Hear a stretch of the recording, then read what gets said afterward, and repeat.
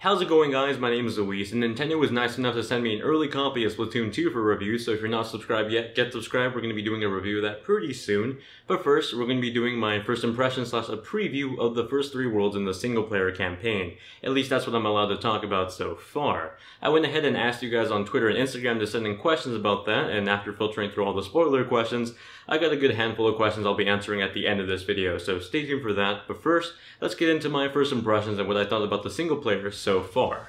Splatoon 2 takes place 2 years after the events of Splatoon 1, and you play as the newly appointed Agent 4, the successor to Agent 3, aka the person you played as in Splatoon 1. Upon entering the Octo Canyon, Marie informs you that the Octarians have once again stolen the Great Zapfish and recruits you to help rescue it. Oh, and the best girl is missing. That's Callie, for those of you plebs that thought Marie was best girl. The setup for the story and even the layout of the world / levels are very similar to the original Splatoon, though I'd say on a larger scale. The hub worlds feel a bit more spread out, at least the second and third worlds do, not the first one. Just like the first game, you'll go from level to level collecting mini Zapfish until you have enough to tackle on the boss for that world. The number of levels in each world vary slightly too. For the most part, you'll have 6 levels and a boss, with the exception of only having 3 levels and a boss in the first world. In my earliest observations of my original Splatoon 1 review, I thought that the single-player campaign felt sort of like a tutorial mode, giving you guys different types of weapons to try out, that either you would try out in the multiplayer mode or just skip entirely, but at least something that'll give you a feel for all the weapon options out there. And Splatoon 2 is very much the same. Sheldon gives you different types of hero weapons to use on missions, and oftentimes will force you to use a specific type of weapon to get more quote-unquote practical data on it. It's a good way to get a feel for weapons you wouldn't normally use, but also can get a bit annoying when I just want to use my go-to hero dualies. You can upgrade these weapons with the items you collect in stages, but at times it feels a bit pointless because I'll upgrade my favorite weapon only to be told I have to use this other weapon by Sheldon.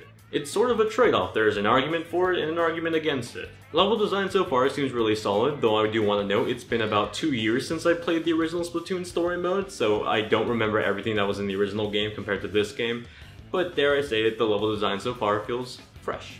It's not just simple platforming using the squid transformation to go up on walls, there's a lot of enemies and little stage gimmicks to change up the gameplay.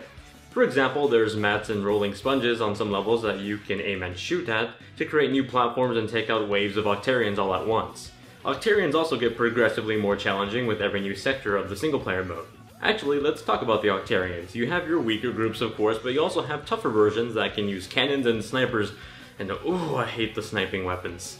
The main bosses are also just as comedic and fun as the original game. I mean, there's a giant octopus samurai riding a unicycle, something I think you can really only say about Splatoon. One thing I really want to give Splatoon 2 credit for are its visual upgrades, not just bumping up the resolution from 720p in the original game to 1080p in the new game. It just looks really good in terms of visuals, vastly improved way beyond the resolution bump. Sure, Splatoon 2 is sharper because of the upgraded resolution, but the animations and I think most of all the color saturation is vastly improved. I was playing the original Splatoon prior to getting the sequel for review, and Splatoon 2 definitely feels more colorful when looking at the environments and the inklings. Animations, specifically the facial expressions, feel more lively and give the characters more of a personality. Even the writing's improved with funny dialogues between Marie and the Agent 4. Specifically, try talking to her over and over again in the hub world. You'll get some funny interactions in there. Now let's jump on Twitter and Instagram and see what you guys had to ask about Splatoon 2 so far. How does the single player hold up this time? Does it improve things or is it similar to the first game? I'd say the transition is very similar to Mario Galaxy 1 to 2. It feels very much the same to some extent, but there's slight features and slight weapon upgrades that really feel like it's a polish over the original game that's still very fun and feels somewhat fresh. How much change in the game mechanics? Like I said, the core mechanics, like becoming a squid, shooting, and inking things, are very much exactly the same with just some slight alterations with the weapons, the items, and I guess the platforming to some extent. What do you think of the levels so far? Challenging? Too simple? They start off really simple, specifically in the first world, but get more challenging over time, up to the third world so far. Is there any white ink? Technically, yeah, actually. Why do you ask? Who is the best girl? In this game in particular, for new characters, Marina. In general, Callie. Stay loyal, my friends. What demon do you have to pray to in order to get in on this? I pray to Rio Magon every night before bed. Is there anything different about the Octolings? Are there any male Octolings? Is their AI different at all? I believe a few of the ones I fought so far weren't in the original game as far as are there any male Octolings? There aren't any humanoid male Octolings so far. I don't know if you would count the other non-female humanoid Octolings as male Octolings, but those still exist, of course. And as far as the AI goes, they do feel slightly more challenging this time around, at least in Worlds 2 and 3.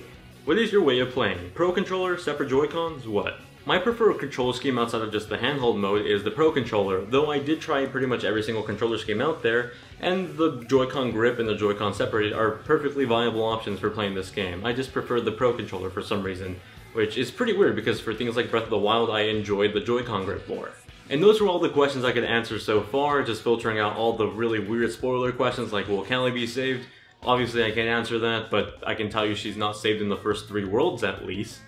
Does that help? Anyway, thank you all very much for watching. If you thought this video was off the hook, leave a like down below, subscribe for the full review coming soon, and if you want to be part of future videos like asking questions, be sure to follow me on Twitter and Instagram. Those are linked in the description down below. As always, thank you all very much for watching once again. Hope you guys have a great day, and stay fresh. I'm never doing that again. That was terrible.